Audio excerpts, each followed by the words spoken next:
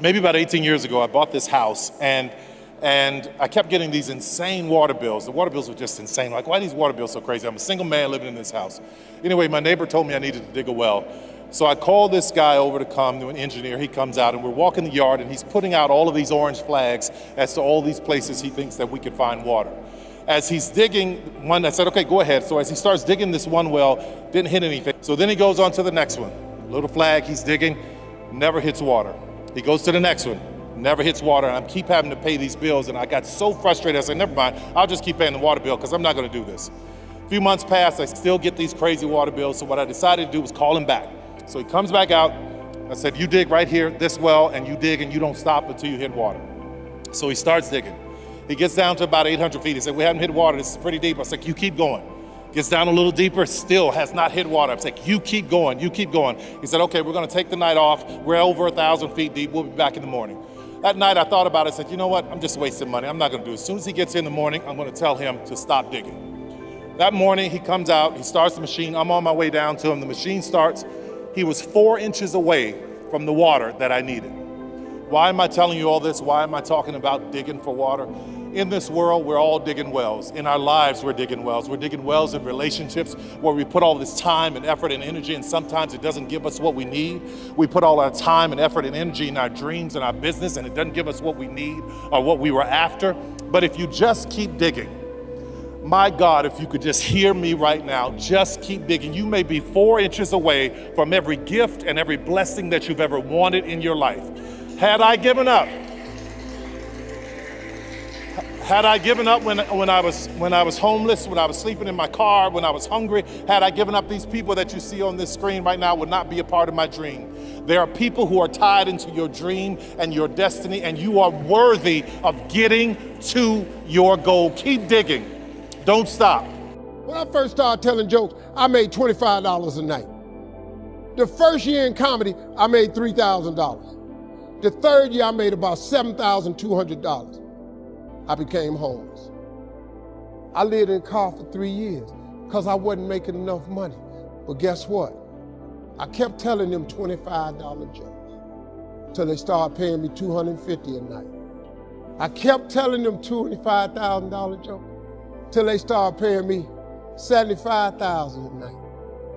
Them the same $25 jokes. They ain't nothing but English. I just kept repetition over and over and over, and keep praying about it. I kept praying about it. I kept leaning on my mama. She said, he didn't bring you this far to leave you. You know, I could have gave up a long time ago. I just kept fighting. God is gonna come through and do what he say he gonna do, but it all happens at an appointed time. But you have to stay in faith for the appointed time to happen for you. I've been wanting to be on TV since I was 10 years old. You know how old I was before I got on TV? 38. 28 years after I wrote it on the paper. I won't be on TV. It took me 28 years to get on TV. But it happened at an appointed time. I just never gave up the faith. I kept going because I didn't know how to quit. Because I know if I quit, it cannot happen. But if you stay with it, you have no idea what can happen for you. Now, how do you hang in there during the hard, difficult times? You must have faith. You've got to believe in your abilities, your ideas, unquestionably. You've got to have faith, and that faith gives you patience. A lot of things are going to happen that will catch you off guard. And so therefore you've got to deal with and handle it as it comes. You've got to keep moving and keep plugging away. So how long you been working on this? And you have nothing to show. This is all you got to show.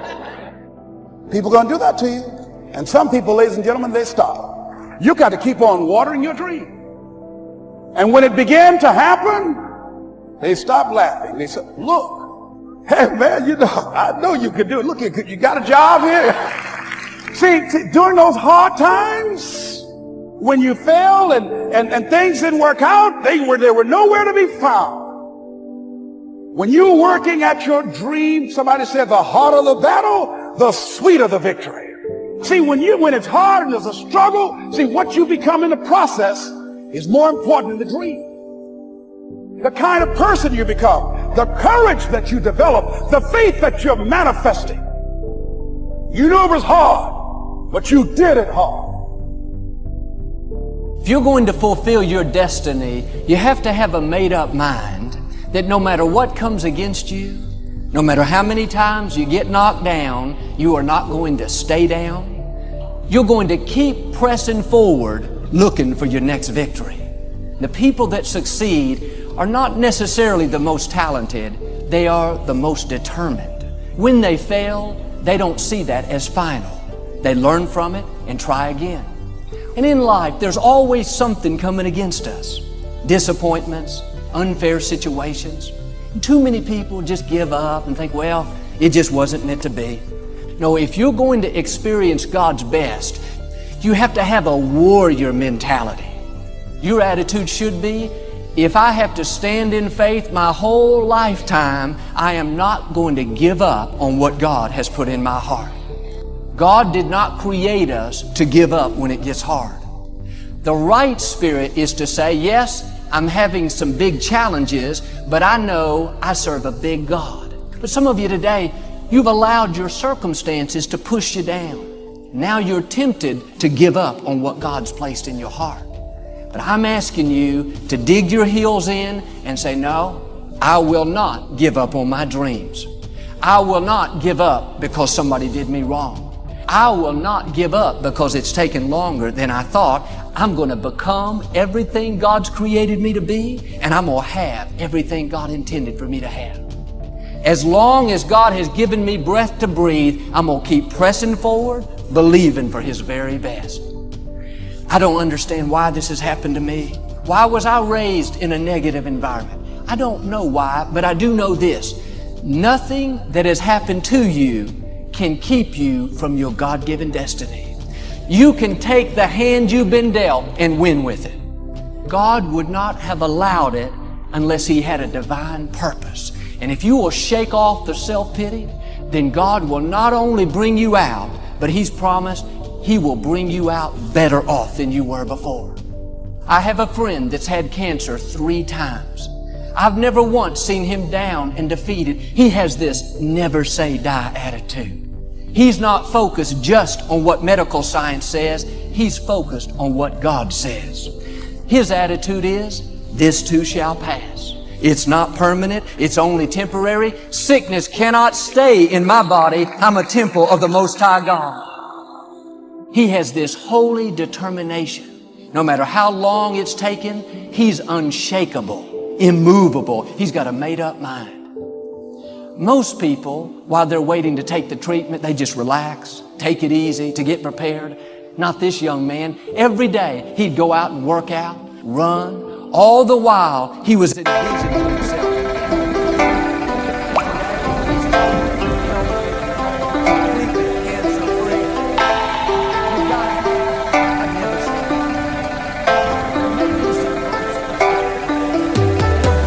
Cả buồn mà cất lời không lên, người đi mất mà nhất thời không quên. Lòng u tối dù đất trời không đêm, kể từ khi sống lấy lất đời không em. Đầu quay cuồng trong hơi men, đôi chân về nơi quen, dấu vết chẳng hề phai. Và rồi chợt nhận ra và vô tình khơi thêm ký ức bung lơi êm mà đã từng kể vai và ngồi. Chẳng cần thiết phải viết lên sử sách mà lại phải nếm trải chuyện não nỉ. Chẳng thể biết thời tiết đẹp như tranh, thực ra là đằng xa có một cơn bão về. Chẳng cần mơ hay chờ đến vạn kiếp để ta được cạn tiếp cho hết tiền giao bôi. Rồi chẳng thể nỡ để vỡ mười nhân duyên, nên ta chỉ khấn nguyện chọn đời này chung lối thôi.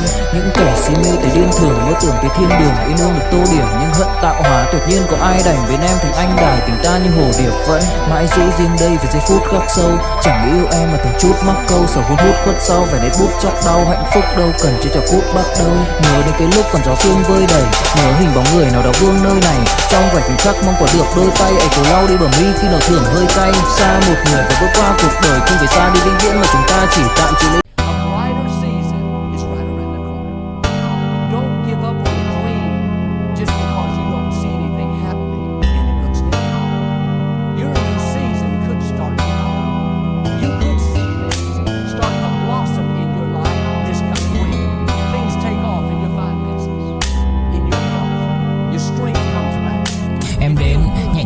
khách em đi qua, khách khẳng lãng mạn như thi ca khiến anh chẳng nhớ được gì cả, chỉ chút vội vã anh ghi. Và anh không biết được là đôi mình còn gần bên nhau bao lâu nữa. Nhiều lúc anh nghĩ hay thôi mình có lẽ là đừng yêu nhau nữa, vì cãi vã nhiều quá anh mệt lắm, chia tay nhiều quá anh mệt lắm. Tất cả ở em đều mệt lòng, nhưng rồi thời gian cũng hết năm. Em thì vẫn ở đó, vẫn nắm chặt tay, vẫn kể môi sát môi. Anh thì vẫn như vậy, vẫn nghệ sĩ nghèo chỉ có lời hát thôi. Em à, người ta mất nhau trong 2 tuần và ta xa nhau cũng 2 lần. Anh không có phải thằng khờ, cũng biết trái tim đâu đó đã phai dần. Phải cần một sự liều lĩnh để thấy mình còn luyến thương nữa không. Mình sống với nhau như vợ chồng, những tình thế này thì chưa giống. Bài nhạc anh viết vẫn chưa xong, liệu rằng ngày đó có khi say anh thường hãy nhắc về em, mong khỏa lấp những u tối. Khoảnh khắc về đêm nghe lại bài ca ngày xưa cũ, ta hát về nhau nhớ những giấc mơ ta từng ước.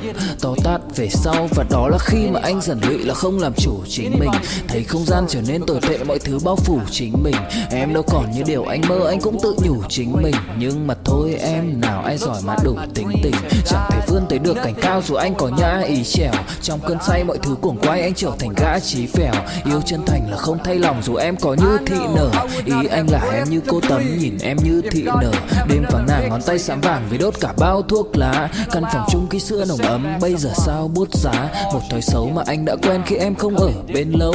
Anh thường ngồi trong một góc tối nhậu suốt cả đêm thâu. Em mang con tim anh đi đâu, khiến anh mù quáng vẫn cố sáng mỗi khi đau. Em mang con tim anh đi đâu, điều gì choáng váng để xứng đáng ướt mi nhau. Em mang con tim anh đi đâu, khiến anh mù